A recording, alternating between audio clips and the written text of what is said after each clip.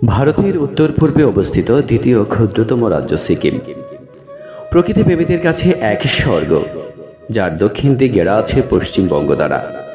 দক্ষিণ পূর্ব দিকে ভুটান, পশ্চিম দিকে নেপাল এবং উত্তর পূর্ব দিকে চীনের স্বায়ত্তশাসিত অঞ্চল তিব্বত।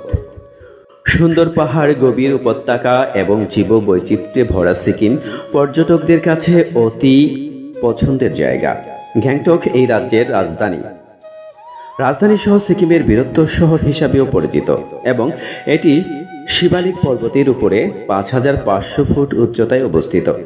ইউটিউব চ্যানেল থার্স্ট অফ নলেজের আজকের আয়োজনে আমরা আপনাদের নিয়ে যাব ভারতের ক্ষুদ্র রাজ্য সিকিমে।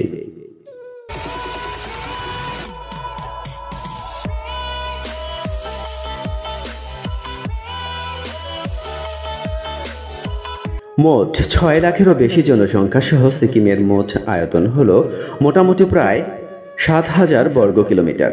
রাজ্যের অধিকাংশ এলাকা পর্বতময় হওয়ায় সিকিমে গ্রীষ্মকালে বেশ দারুণ একটা আবহাওয়া বিরাজ করে। তাপমাত্রা ২৮ ডিগ্রির বেশি অতিক্রম করে না। অন্যদিকে শীতকালে তাপমাত্রা হিমাঙ্কের নিচে নেমে যাওয়ার কারণে এখানকার বাসিন্দারা মেরুদণ্ড শিহরিত কম্পন অনুভব করে। ১৯৭৫ সালে সিকিম ভারতের একটি অংশ হয়ে ওঠে এবং তারপর থেকে রাজ্যের রাজনৈতিক পরিকাঠামো দেশের বাকি রাজ্যগুলোর মতোই মেনে চলে। সঠিক নির্বাচনের মাধ্যমে নির্বাচিত ৩২ জন সদস্যকে নিয়ে এখানকার বিধানসভা পরিষদ গঠিত।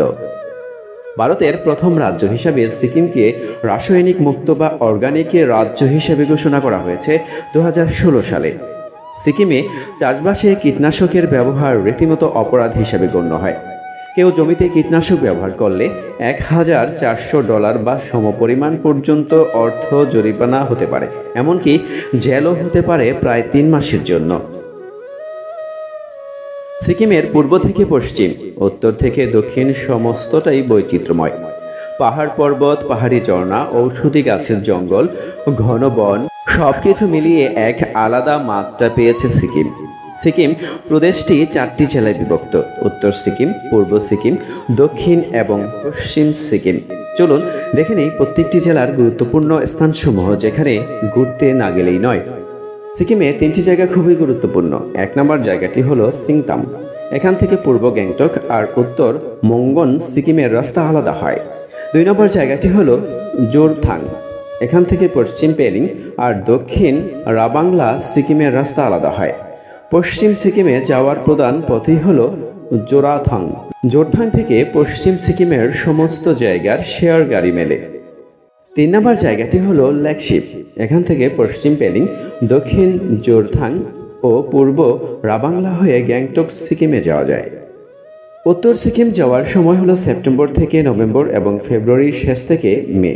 এর আগে পড়ে গেলে বরফের রাস্তা বন্ধ হয়ে থাকার সম্ভাবনা থাকবে। এছাড়া উত্তর সিকিম খুব ধসপ্রবণ এলাকা, তাই বছরের যে কোনো সময় রাস্তা বন্ধ থাকতে পারে। দক্ষিণ ও পশ্চিম সিকিম সারা বছরই যাওয়া যায়, তবে বর্ষায় কোনো কোনো জায়গা যেতে সমস্যা হতে পারে। পূর্ব সিকিম জুলুক ও নাথাং বেলি এবং সাঙ্গু লেক সহ বাম মন্দির নাথুলা যেতে গেলে সেপ্টেম্বরের শেষ থেকে নভেম্বর এবং ফেব্রুয়ারির শেষ থেকে মের মধ্যে যাওয়াই ভালো। গ্যাংটক যে কোনো সময় যাওয়া যায়। প্রিয় ভিউয়ার্স, আজকে পর্যন্তই। কথা হবে অন্য কোনো আয়োজন নিয়ে। আসসালামু আলাইকুম।